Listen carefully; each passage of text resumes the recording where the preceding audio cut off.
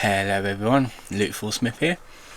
Saturday 23rd of November, let's do a locale reading. Gonna do one on Daniel Larson. I've got a few to do on Daniel Larson and a few to do on Chris Clan, because I found some new ones and ones that I haven't looked over. This is going to be of Lil Sippy. I found out about him through brand new Gale calls. He's been uploading quite a bit recently. I do know that he has a controversy. I do know that he attacked a minor. However, he claims it's in self-defense. He actually showed the paperwork which says he was found not guilty. I am not getting into that. I just want to read this, and I'm only following him because I'm interested in the Daniel Larson calls. So, Nicholas Railing, I think I've said that correctly, born 16th of June 2004. Jeez, it's weird to hear about people born in 2004 and they're like 20 years old. Jesus, I'm an 80s baby, so it's like, time goes quick. Better known as Lil Sippy, is an individual who acquainted himself with Daniel Larson following his federal arrest in April of 2024. Jesus, that was April. Okay, I thought it was more recent than that. He's behind every Gale call with Daniel Larson doing the second Gale arc. Well, not every one of them, because Clark is behind a couple of them. That is not made by Clark. Okay, there you go. Lil Sippy first came into the last Larson verse on October 7th, 2024. Though it can be inferred that he was in contact with Daniel well before this. Since then, they have called several times and developed a sort of friendship. Trust me, you do not want to be friends with Daniel Larson. Lil Sippy is notably controversial even before his interactions with Daniel. He is known for being on the FBI watch list. Okay, I didn't know that. Not much unlike Danny Boy. Legally not being allowed to be near schools, and having been charged and acquitted of child abuse. Much like the 12s that came before him, he claimed that these charges are false and that he had been unjustly targeted by law enforcement. Okay, so I only knew about the assault on a minor. I didn't know about the child abuse things, but like I said, this is mostly doing the reading, and I'm mostly like just subscribed to him because of the Gale calls. Lil Sippy and the law. Even before interacting with Daniel, it was evident that Lil Sippy did, much like his pal Daniel, had a troubled relationship with the law. According to Lil Sippy himself, his childhood was troubled. In April 2022, at the age of 17, he got into a physical altercation with an individual who was 15 years old. According to him, this individual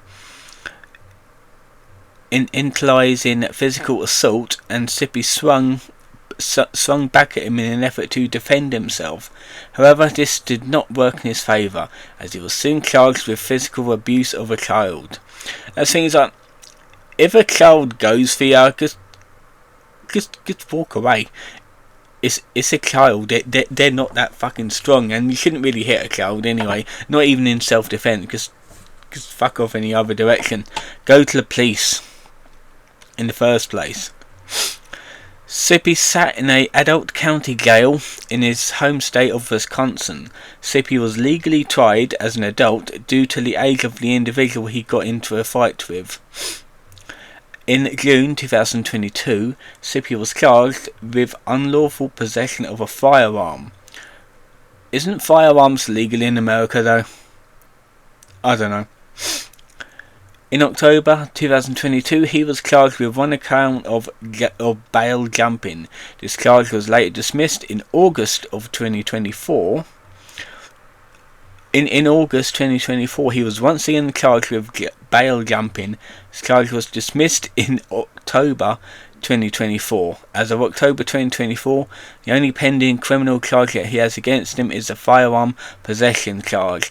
But to be fair, depending on the state, that shouldn't really be much of a deal, of a deal, because as long as you don't shoot anyone with it, it's fine. You just got to prove the reason why you own it, which in his case it'll be like protection, and I'm pretty sure everyone owns a gun in America for their own protection anyway, so it should not be as bad as like the assault on a child.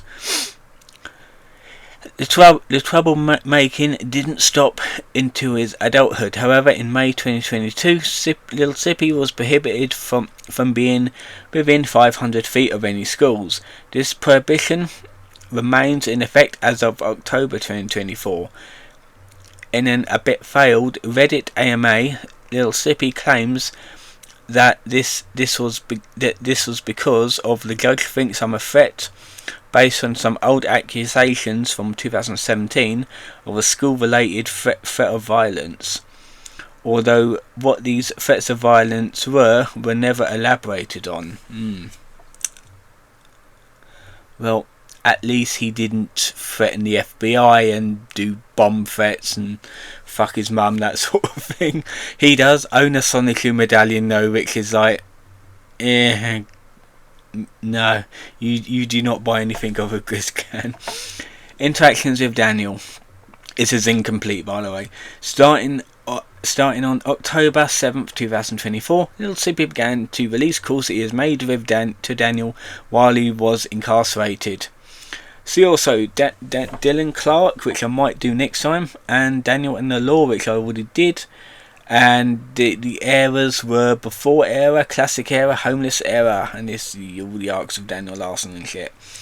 Okay, and this was last edited on the 5th of November.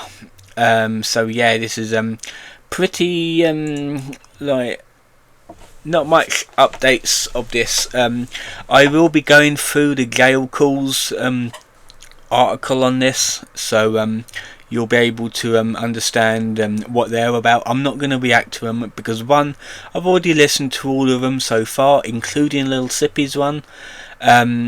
He just uploaded about within half an hour ago.